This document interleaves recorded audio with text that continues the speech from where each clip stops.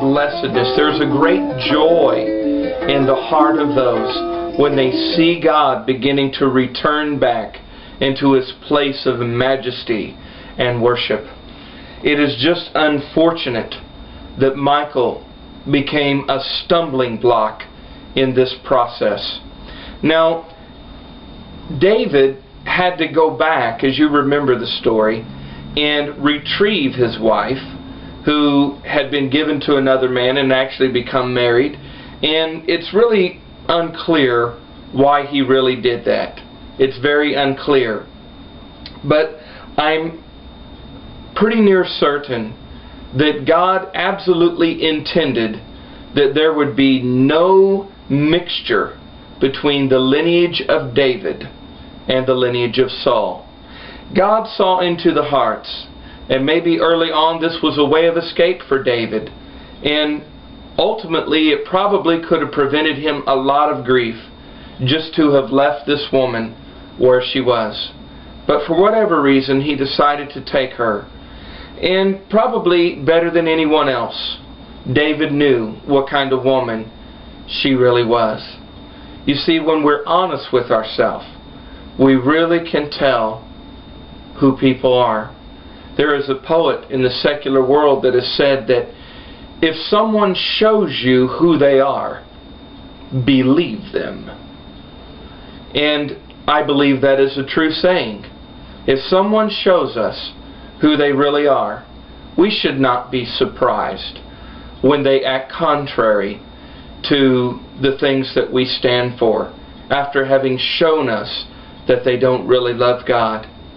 And David, I believe, is learning many lessons. And these things are written for our examples. There is a reason why God told us not to be unequally yoked together with unbelievers. And this is just one of many reasons. But verse 22 says, "And I will yet be more vile," or I will be more vile yet than thus. "And I will be base or humble in my own sight.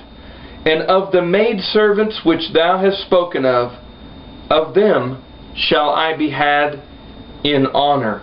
Again, David was not worried about what the maidservants thought. This was a tactic of one who didn't love God, who wasn't involved in the celebration, to try to point his attention to what people think.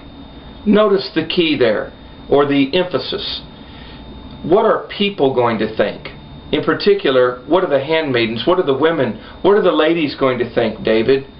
Maybe she tried to appeal again to his desire to somehow be pleasing to women. But understand that David's ultimate desire was to be well-pleasing in the sight of God.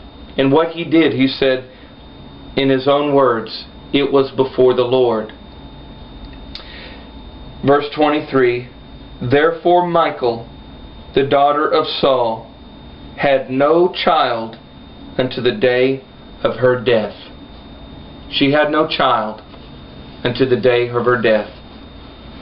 God made sure that there would not be a mixture between one who did not believe in full obedience and one that it was said they were a man after God's own heart.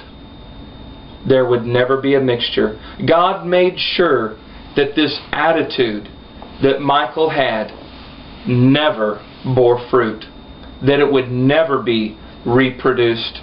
So He brought to an end the possibility that that could ever happen. I believe this is very telling and very, very serious. It is very important. You see, God wants a generation of people. He will settle for nothing less than those that absolutely desire to give themselves wholly and completely unto Him. And Michal was the stumbling block in David's way and in his life. She was an offense unto him. She wasn't involved in the ceremony. She didn't come out until it was time to cause grief to the man of God. This causes me great pause and great concern. If someone shows you who they are, believe them. If they do not celebrate when the Lord is coming back into the camp, when He is reestablishing His throne, if they're nowhere to be found in the festivities, if they're sitting back, just kind of hoping that it'll all just go away and maybe this move of God will just end just like the rest, then we're seeing manifest the spirit or the attitude of Michal, the voice of compromise, the oppressiveness of Michal in compromise to try to thwart the moving of the Holy Spirit, the establishment of the throne of God into the hearts of men. What a telling story this is, indeed.